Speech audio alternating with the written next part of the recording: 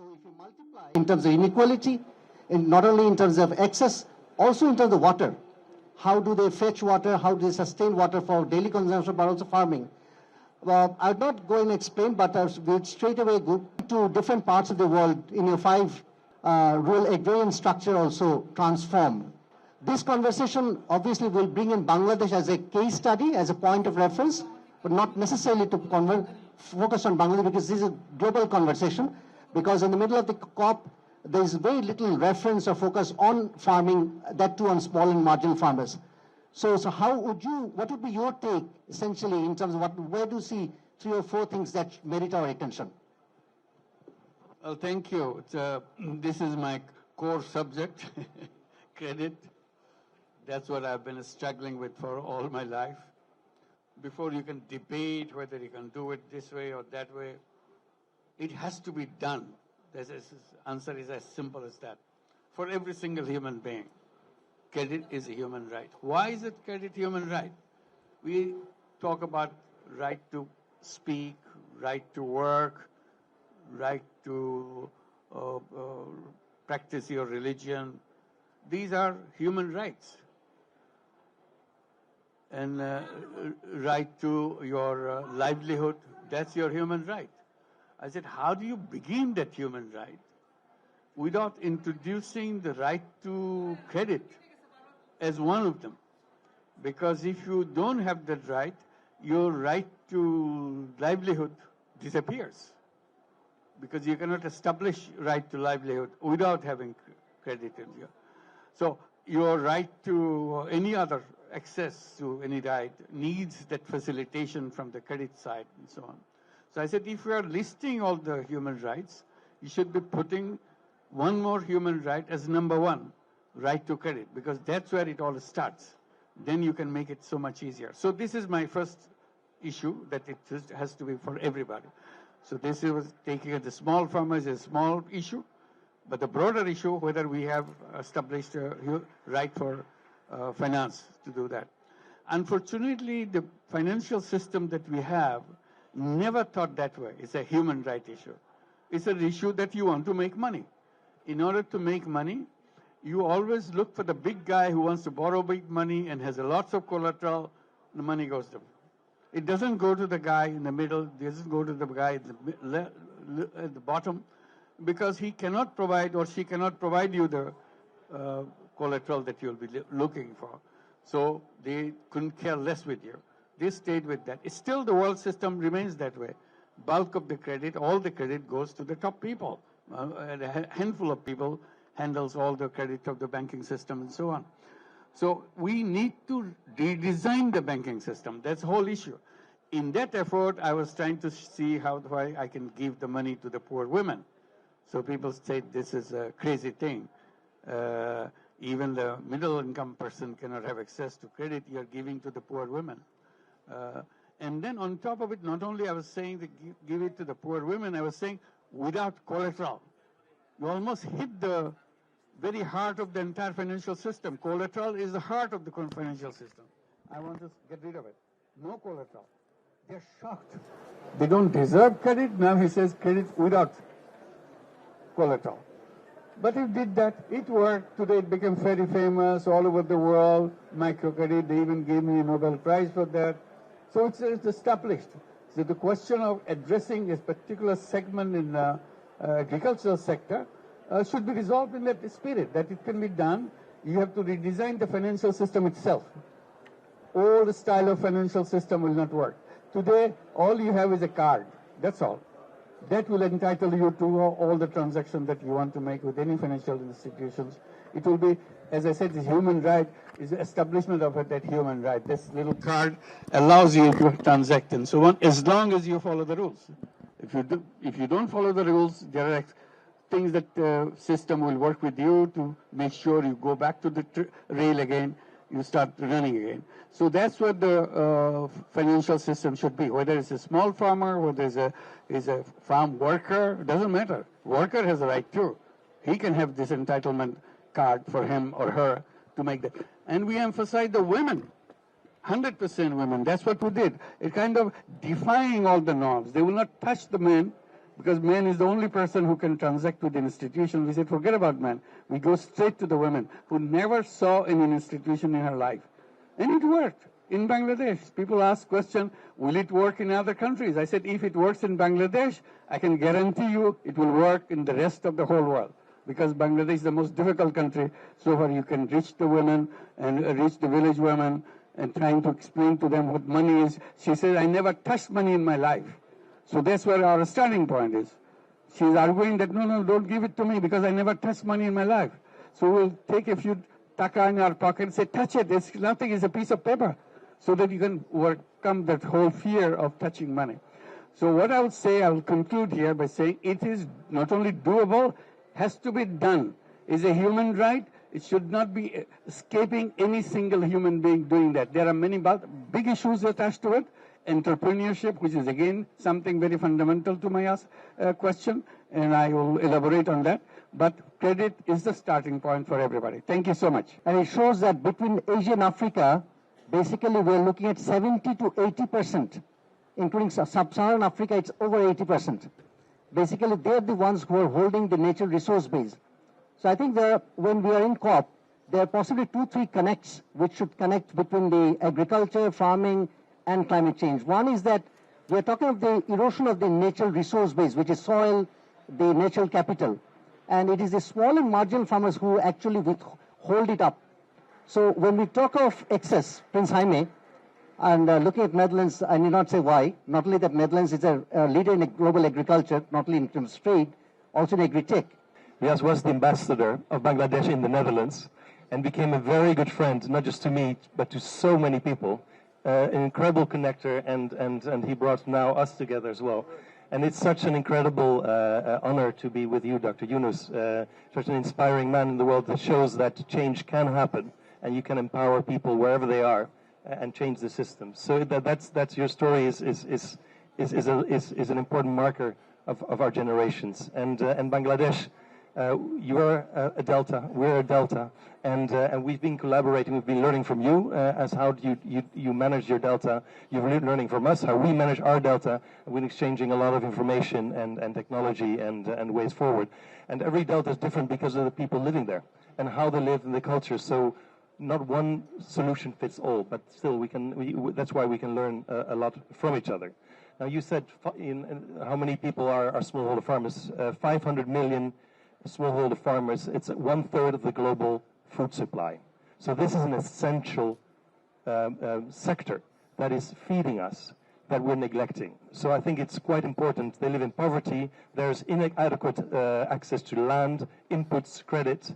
They have limited ability to invest, to increase profits or livelihoods, and often live in marginal lands that are extremely sensitive to climate change. So 1/3 of the global production of food is at risk of climate change. And the best form of adaptation is having an income and having a society be able to do adaptation in a collaboration. But that works with an economic income. So we need to focus on that and make a difference. And you were saying about climate tech. So the farmers, and that will be very interesting also hearing Dr. Yunus, it starts, and that's what I've seen reading about Bangladesh and other parts of the world, but you have already a digital ID as well, even for a lot of citizens, and bank accounts. So if aid needs to come, it can be mobilized quite fast. And credits was the start of this, to create a financial vehicle to the people. Now we need to increase the financial vehicle towards the smallholder farmers. And there's a couple of things holding back the finance. One is that the banks won't lend to poor people, as you've noticed before. Therefore, also not to smallholder farmers. They think it's too risky. They don't know how to assess the risk of a big group of people. So how do we de-risk? What we do in the Netherlands, in mostly in Africa, but we can do it elsewhere as well, is to finance guarantees to banks, so that they'll start to invest into the agricultural sector. Then they realize that the risks are not that bad, and then we realize that now the loans from the same banks are going without the guarantee. 1 acre fund, which we don't only give loans, but we also risk capacity, and it's the biggest insurance in Africa, and insures smallholder farmers throughout Africa on climate risks.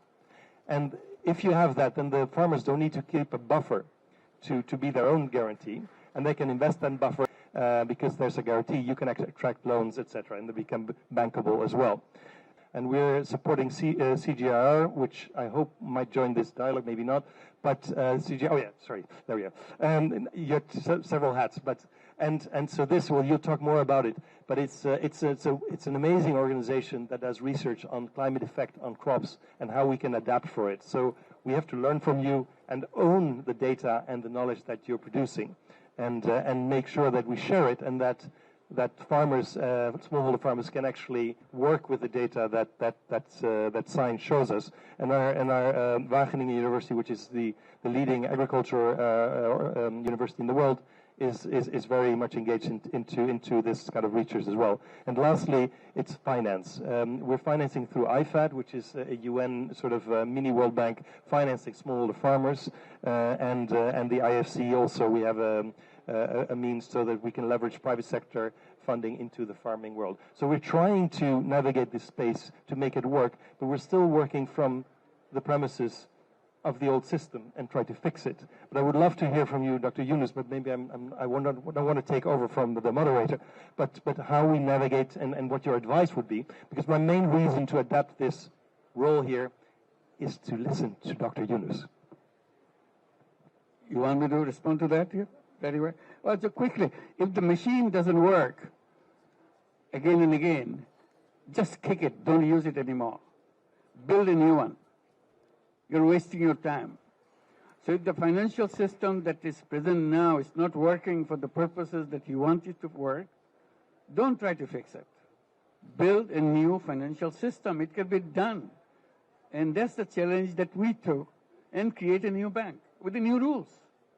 And today, after all these years, when our banks have bad debt accumulated as 60%, 65% bad debts in Bangladeshi banks, Grameen Bank, which works parallelly in the same country with the poorer people, quote-unquote, supposedly risky people from their eyes, they will not come to lend them.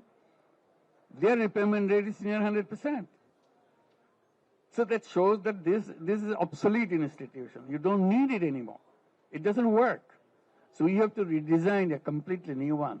I talked about the poor women and focused on women, etc., etc. But this is only one segment of the population. We talk about the small farmers. Farmer in Bangladesh usually is a man with something tied around his head and or a matal, something, hat, some. This is a typical face, a man with some beard or something. That's a farmer. I said, that's a wrong picture. The women are farmer too. But what is the women farmer picture? There is no women farmer picture. So we should be including women into that, because farming is not the only occupation. There are many other occupations. This is one. Number two, what about their children? They are income earners too. So why don't you create a financial institution which includes everybody? And when we are talking about the small farmer loan, it gives the impression that it's about farm loan, because that's why you defined him as small farmer. So he has a farm loan. He is not only a farmer, he has other activities. He has a little shop, he has a little kind of household type businesses and so on. So you have to see his credit needs in totality, not just a seasonal need for this crop or seasonal need for that crop. That's why I talked about the card. Card means access to any finance. That card is a magic card. Whatever income you have, put into that card. Whatever money you need, take it out of the card. So finally, somebody is calculating, managing your money, whether you're running short of some money, you are needing some extra money, and so on. So we need to have a banking system where you don't have to go to an office. Today, luckily in Bangladesh, there are something like that. Bikash money goes everywhere. People send money, people borrow money, and so on. So it's already there. It's nothing to be reinvented or invented again. So this is the kind of thing. We have to find a banking system completely different than having a big signboard, big office, big lobby, and so on. That's the wrong way of talking about businesses, banking. That banking is for the rich guys, big guys, and so on. They feel comfortable, they feel safe coming to that bank. The person who has a little card, he or she feels safe too, because his or her money will never disappear. There will be interactions and so on, telling you what is happening with your money, what to do. To conclude that part, today Grameen Bank not only gives loans, billions of dollars in loans every year. The total loan they have received now, they have multiple of that amount as personal savings in the bank. So these are the women you are questioning. They lend money to the bank, more money, then the bank gives them the money. So you are completely, table has turned. That's the ability of individual woman, individual human being. It's not a woman, it's a human being. We have all the traits, all the characters, all the potentials of doing things on their own, provided we create the right kind of institution and right kind of policies. That's the need of the day. That's where you can integrate all these issues, climate and everything else, what we are talking about here in this ceremony, in this occasion. Thank you. How would you take in terms, because you know it's not to talk about the grand strategy or the policy corrections, but in terms of bringing some illustration of possible correcting the ground, because you know the ground, what would be your take? Thank you so much for the invitation to be here, Your Excellency. China, India and Bangladesh are the top producers. Bangladesh produces 7% globally. Rice production has tripled since the 1960s in Bangladesh.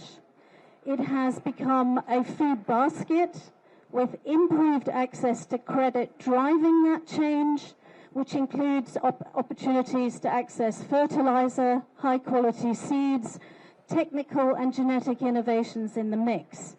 It now ranks the third largest global rice production system in the world, and it has really been driven by the acquisition of new technologies. In 2023, it showed the 6th consecutive year of growth. We are now looking at two aspects that are critically important in driving that. The first is the investment by government in innovation for smallholder farmers. The current R&D for Bangladesh is 0.03% of GDP. That compares to 0.54% in Vietnam, 0.7% in India, 2.5% in China. So there is certainly opportunity there. Since I want to tell you a little bit more about the CGIAR initiatives, one of which is the Asian megadeltas. In fact, Wageningen University has been very critical in that mix, and that combines, it is women in the context of Bangladesh that have also adopted mixed farming to complement cereal production, including cows, goats, poultry, fish, and vegetable production, driving improved nutritional diets for the poor transferred. So Bangladesh has actually contributed 10 varieties to the Indian rice production system. And this has really revolutionized the opportunity to access seed. We're working with rice in the context of climate change. Bangladesh is highly susceptible to flooding, salinity, submergence, and we are actually using opportunities such as artificial intelligence in mining gene banks. We have the largest gene bank to accelerate innovations reaching farmers in rapid time. Okay. That's our greatest contribution in the next 5 years to ensuring self-sufficiency. Right. We'll come back to you, but sir, this has been the point that I purposefully said, that when we look at finance on a standalone basis, I think the conversation do not move a little more, but in contemporary times, we have seen that when we bring in the digital applications, bringing AI, for example, or IoT, in Hyderabad, Indian state of, the southern state of, Andhra, formerly Andhra, they now have in their lands, small farmers, sir, 15 million IoT devices. As a result, the economics has changed considerably. As a result, the impact on the cost of finance or the need for finance has also significantly been impacted. Possibly in the times that we are in, because if you are to see in the intersection of climate change, vulnerability addressing and all, we may have to think, because we have things within our reach. You said in the UNGA, for example, in terms of unlocking technology. Would you come in possibly? Yeah. If you can introduce yourself. Yes, I'll stand up so you can hear me a bit better. I'm Joram Schraven, Director of the Impact Department at FMO, the Dutch Development Bank. And FMO has significant presence in Bangladesh for 2 decades now. Absolutely, absolutely we do. So as a development banker, I have to say I was very happy to hear you say that credit needs to be a human right. I really believe that we need that kind of moral energy to have a chance of achieving the SDGs and also the climate goals that we're setting here together. And I also agree with you that there is a lot of work to be done in the financial sectors across the world before we get to that point. Now, to actually solving for access to finance for small-scale farmers and redesigning the financial sector, I would say we kind of need action at 3 levels. So the first one in countries like yourselves, because I think Bangladesh is actually quite advanced in terms of its financial sector, in terms of accessing small-scale farmers, in part because of all the inspired work that you've been doing. So in those cases, we can actually work through the local financial sector to get the job done, which for us, coming from the Netherlands, is of course the preferred way to go, because we can't go and finance small-scale farmers directly from The Hague. Now, where that doesn't work, we are also, and we can go into a few examples later, but we are starting to actually try and access kind of revolutionary players in the fintech and agtech type space that operate just on a completely different model from traditional banks, and we think that's a pretty promising way forward as well. And where that doesn't work yet, where there's no local players, we're trying to innovate and really redesign the financial kind of interventions almost at the meta level in the West. And we've been very fortunate with the Dutch government actually, who have a lot of time for creative solutions. So examples there are the IDH Farm Fit Fund, where the Dutch government came in with a kind of first loss, taking the initial risks, and then FMO and others have financed as well. And that's a fund that's really aimed at coming up with creative solutions in various markets where financial sectors haven't made this kind of evolution yet, to actually resolve matters. And the Dutch Fund for Climate and Development is another such kind of meta-innovation that FMO set up, and we work together with SNV, which is an NGO, so it's also a very creative partnership. And again, the Dutch government there has come in with first loss money to help take some of the risk. So these are the meta level, are some of the interventions, and we can unpack that a bit later, but I'll hand back to you. Specifically, if I speak about our climate change, since we are sitting in the COP29 venue, we must look at the adaptation plan, the global adaptation plan, and the Bangladesh, what Bangladesh has done. We have developed our adaptation plan back in 2022, where food security is one of the important area, and it is there that technology already discussed that farmers should have access to the latest technologies and the information, the latest risk information. If we look at what has happened in 2024, we have developed a NAP back in 22, but within 2 years, the lot of context has been changed. So the scenario, the simulation we have done to prepare NAP, it is already changed. So glacier melting, due to glacier melting and other extreme heat wave and other thing, we have faced 4 consecutive floods in hill tracts areas and the areas, districts where never flood occurred. So this is the scenario in Bangladesh, and our farmers are not aware and informed about the science, what climate change is, and what threats it is bringing, and what COP29 is doing. More than 40,000 people we have flown away from different countries, and we all making carbon footprints, and they will bear the toll if we fail to get an optimum output or result from this COP. So this is the situation, but they are not informed. They are not aware what is happening in this world. So if we talk about their rights, they must have the rights to know what is happening, what is science is saying. So with financial inclusion, we believe that information is also right. And they should also know what not only climate change, the environmental degradation, the chemical pollution, the soil degradation, and other emerging issues that is contributing to the food security and the agriculture system. So overall, we need to look at the holistic picture, and the agriculture scientists, they are providing the knowledge, but there should be a mixing and blending of indigenous knowledge and use of the latest technology. And in our NAP, we have a lot of provisions, but due to the competition of resource scarcity and in terms of allocation in the budget, we all know that they are not a good bargainer and can't ensure the allocation for the cause of the farmers. So we would urge to look at the NAP and the emerging scenario and look at their farmers' task as a rights perspective, not...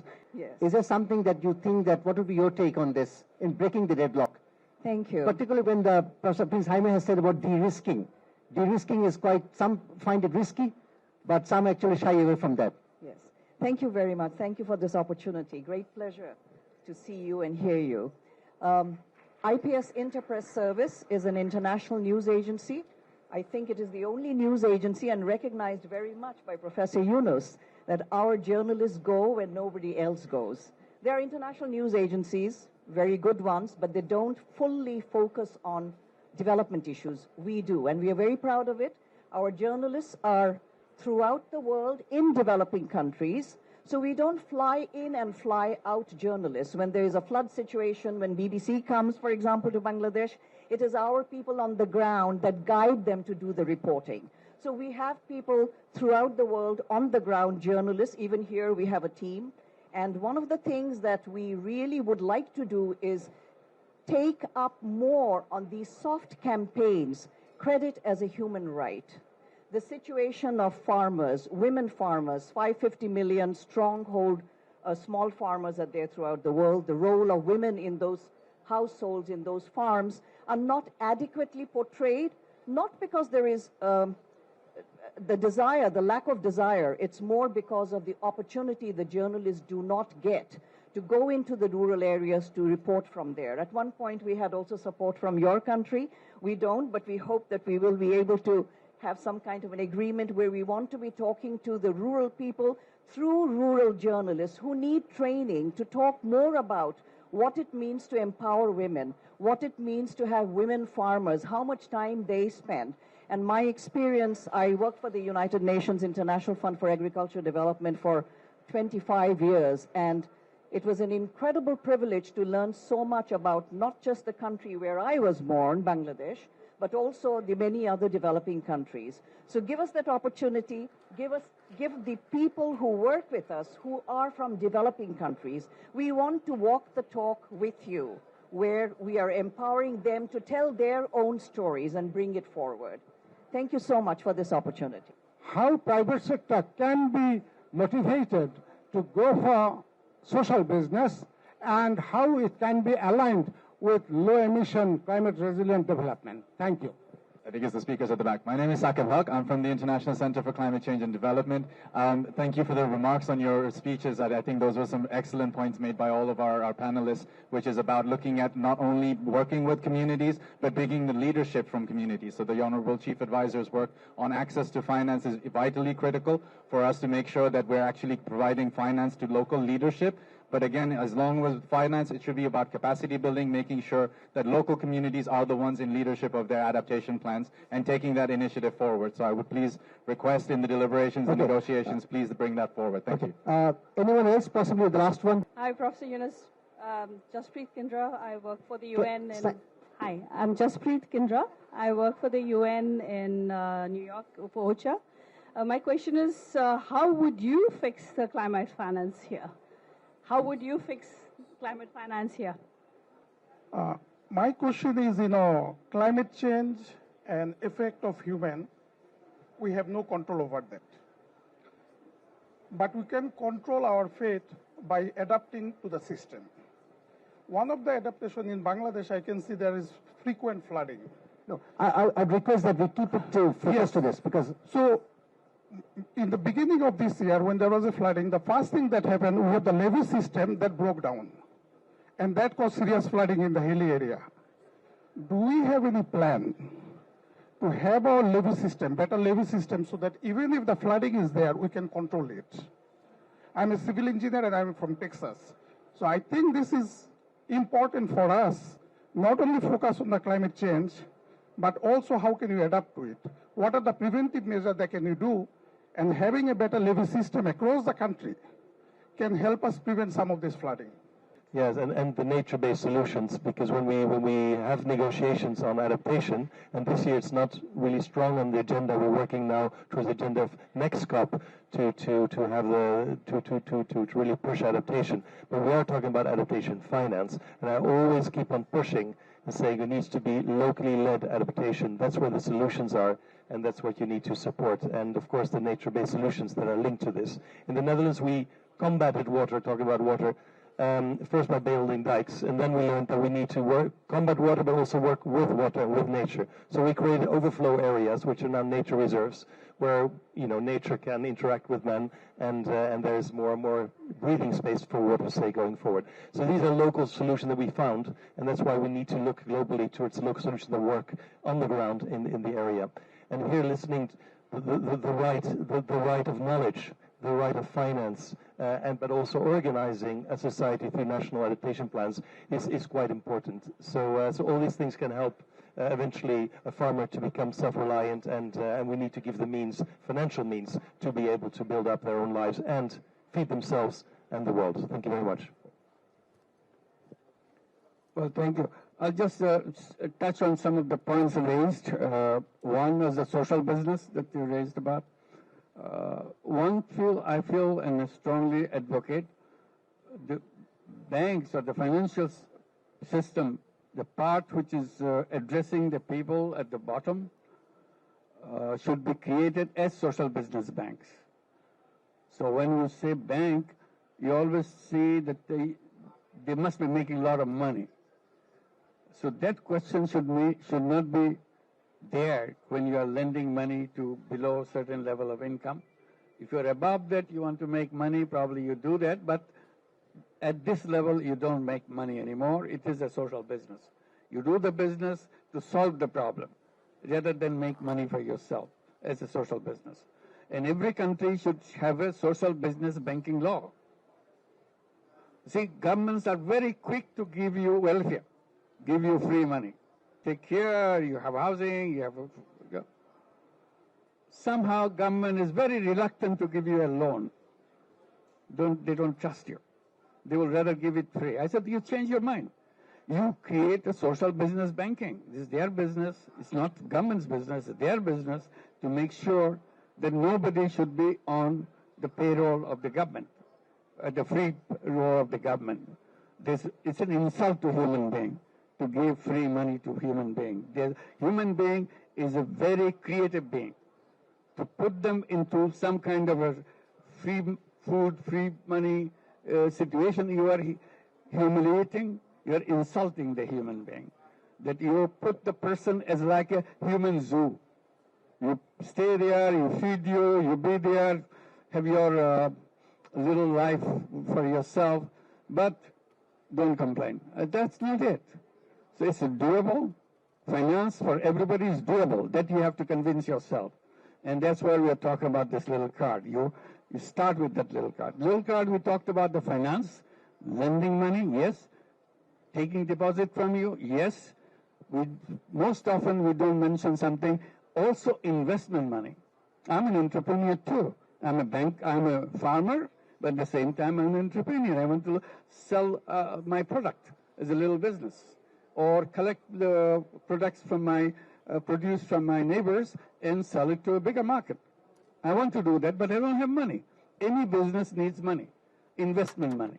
So why don't you give me investment money because I set up my business? That card will give you that investment money. So if you integrate all the aspects of finance, it's not just lending money. When we talk about poor people, so far we are talking about microcredit, digital loan. We don't even talk about savings. Grameen Bank is a bank of savings and credit, both together. And also insurance. That also people forget.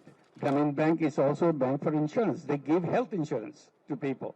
The whole chain of health centers began in Bangladesh through Grameen Bank intervention by creating healthcare centers with the money from the people who benefit from that. It's an insurance program. You take all the advantages of the thing, but annually you pay X amount of money. It's a very small amount of money every year. You give $5 a year. It's amazing. With $5, you can have annual kind of health services for yourself.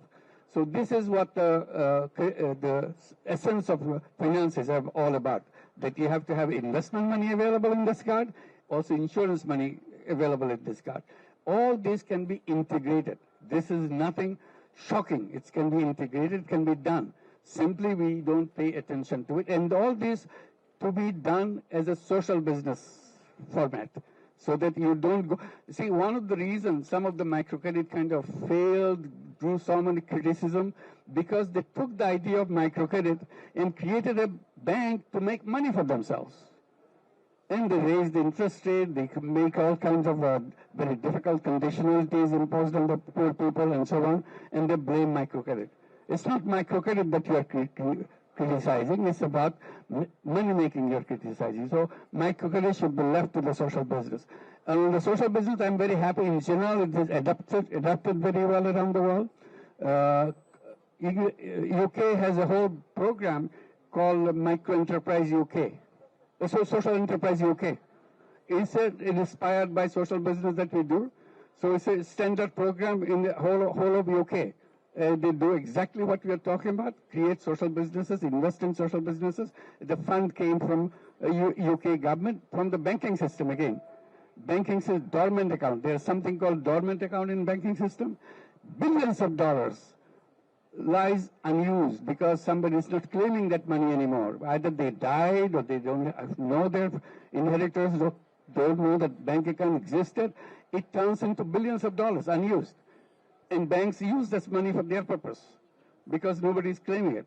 So we kind of campaign that this money should be separated and just create a fund for social businesses.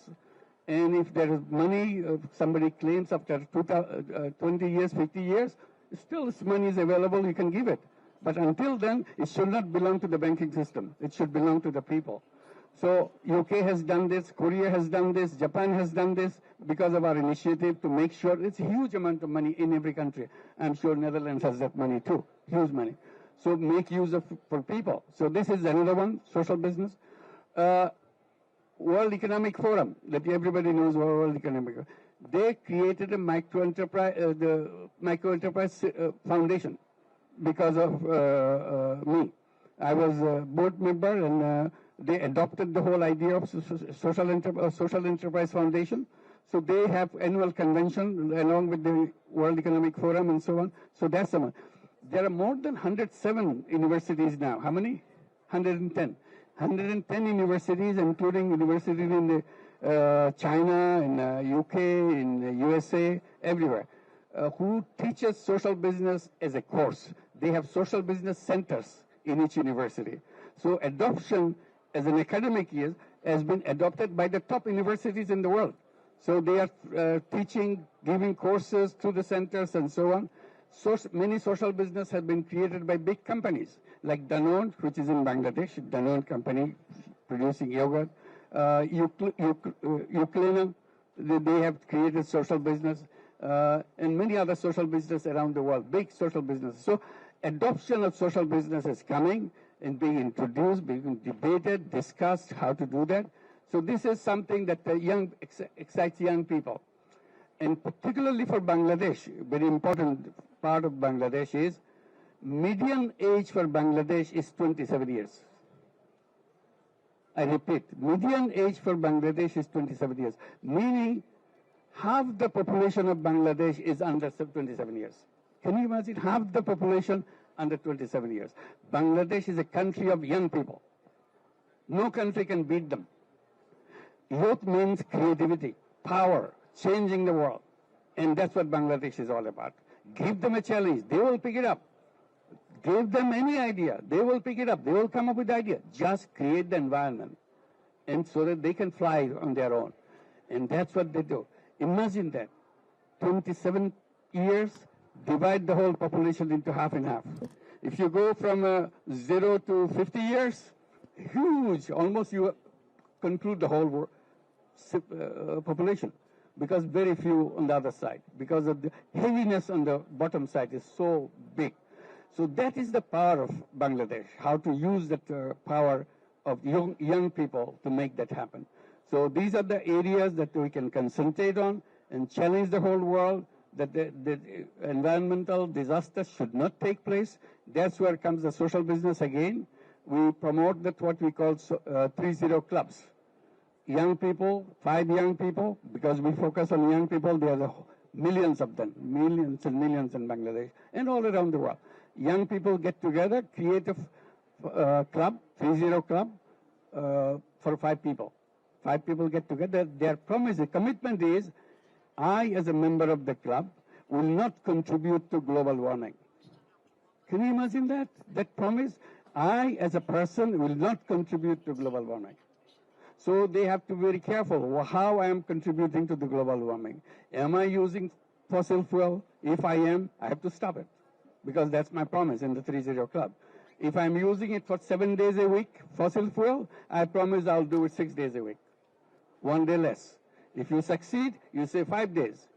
If you succeed, 4 days. If you succeed, 3 days. And finally, 0 days. I don't use fossil fuel anymore. I don't use plastic. That's my commitment. I don't waste. I'm a zero waste person.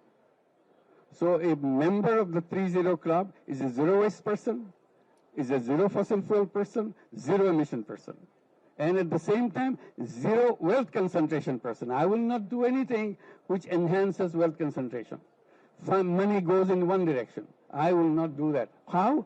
I will practice social business. There is no profit in it. So there is no chance of wealth concentration because I don't own it anymore. It's not my money. I just take care of the money to do things to solve problems. And zero unemployment, because I'm not a job seeker, I'm an entrepreneur. So if you are a member of the club, you make sure you become an entrepreneur. Never look for a job from anybody. Job is the tradition of slavery. Don't go for slavery. You be independent person, you create the world you want. 3-0 club. And luckily, it is picked up by the young people. Now we have 7,000 clubs. We have more than 7,000 clubs in 40 countries. And it's increasing every day, picking up. So that they are making these promises and coming up in instances what they are doing. Their own way of solving that problem. That's what brings me here in the COP29. I said the issue of COP29 is not about money, which they are discussing all the time. It's about change habits. It's about lifestyle, the way we live. We create the problem, then we go and shout how to make the money, how to put the money. Stop creating the problem in the first place. Our daily life is about creating problem of everybody for the planet. So if we fix ourselves, then the world has no problem. We are the creator of all the problems of this planet, which problem this planet will not exist anymore. So we still have a window of time to save this planet by changing ourselves. That's a crucial fact that we want to communicate with the young people. They understand much better than all the big experts in the world. Thank you very much. One would dare attempt any bit of summarization. There's no need. We're not here to get fixed policies or strategies. I think we're here essentially in the middle of the COP to hear or to share reflections and to do a little bit of stretching that what possibly we can think of. On that note, let me thank you, sir, in the Bangladesh Pavilion, and thank you very much for those who contributed to the conversation and those of you who bear with us for almost 55 minutes now. Thank you.